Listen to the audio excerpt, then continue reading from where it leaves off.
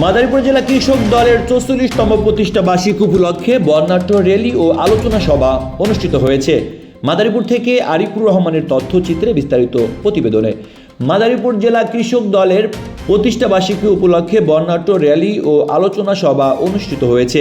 আজ বুধবার সকাল 10টায় মাদারীপুর শহরের শকুনি লেক পার্কের স্বাধীনতা অঙ্গনে জেলা কৃষক দলের ৪৪তম প্রতিষ্ঠা বার্ষিকী উপলক্ষে আলোচনা সভা ও বর্ণাঢ্য র্যালি করেন দলটির নেতাকর্মীরা।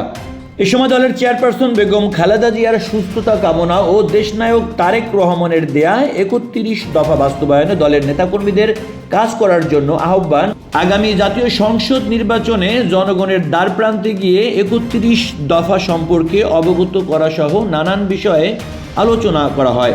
এ সময় বর্ণাঢ্য র্যালি ও আলোচনা সভায় জেলা কৃষক দলের আহ্বায়ক অ্যাডভোকেট অলিউর রহমান দর্জির সভাপতিত্বে ওহিদুজ্জামান খান ওহিদের সঞ্চালনায় উপস্থিত ছিলেন কাজী হুমায়ুন কবির, সদস্য বিএনপি জাতীয় নির্বাহী কমিটি, জেলা বিএনপির সদস্য সচিব জাহানদার আলী জাহান, সিনিয়র যুগ্ম আহ্বায়ক সোরাব হোসেন হাওলাদার।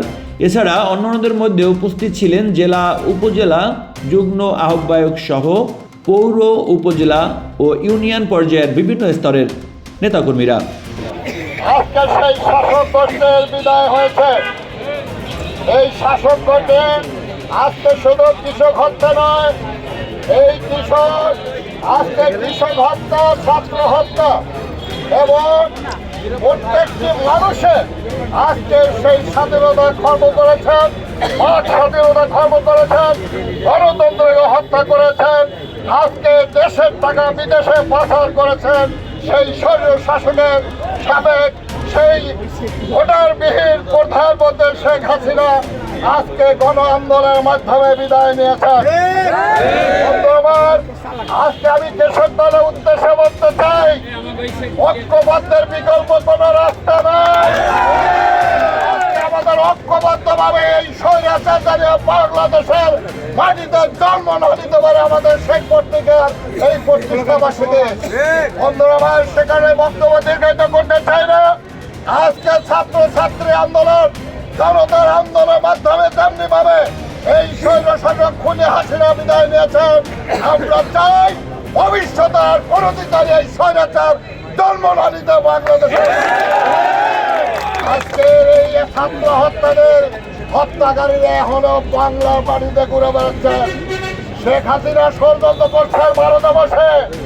আমরা এই শেখ হাসিনার উদ্দেশ্যে বলতে চাই, আর ভারতের ওই বর্তমান মোদীকে বলতে চাই, আপনি জনগণের মোদী হন, আপনি আওয়ামী লীগের মোদী হন না।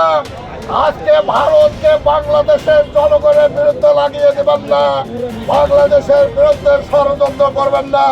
এই ষড়যন্ত্রকারীকে আপনি আশ্রয় দিয়েছেন। আমরা মনে করি আপনার সন্ত্রাসী একটা রাষ্ট্রের পরিচালনা করছেন। হুঁশিয়ার করে দিতে চাই, বাংলার মানুষ যতদিন বেঁচে থাকবে মুক্তিযুদ্ধের চেতনার নিয়ে বুকে ধারণ করে আগামী দিনে একটি এই নির্দলীয় সরকারের অধীনে একটা নির্বাচন হবে। সেই নির্বাচনে বেগম খালেদা জিয়ার নেতৃত্বে একটা সরকার গঠন করবে।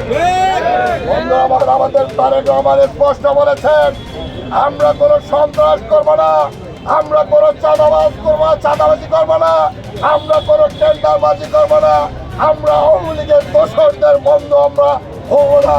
আমরা এই পত্রিকা আমার সেই তারেক রহমান সাহেব স্পষ্ট বলেছেন, আমরা সেই কথাটি বুকে ধারণ লালন করে আমরা এই স্বৈর শাসককে পাশে নেব না। আমরা বাংলা মাটিতে আর জায়গা দেব না। এই পত্রিকা রেখে আজকের এই পত্রিকা প্রতিষ্ঠা বার্ষিকী কৃষক দলের সর্বস্তর নেতাদেরকে অভিনন্দন মোবারকবাদ জানিয়েছি। বাংলাদেশ জিন্দাবাদ। মাদারীপুর উন্নত মানের খাবারের নিশ্চয়তা দিচ্ছে টেস্ট ফরএভার রেস্টুরেন্ট। আজকে একটি র্যালি আমাদের এই জায়গাতে শুরু হবে। ঈদের পর পর্যন্ত আমার সকল নেতা কর্মী এই মিছিল থেকে যাবেন না।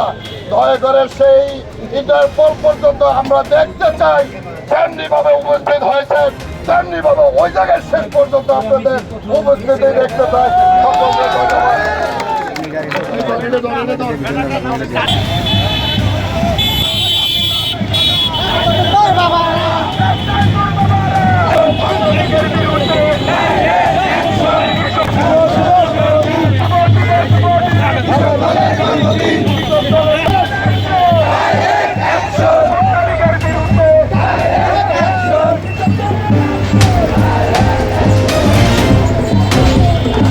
আপনারা দেখছেন এ বাংলার নিউজ।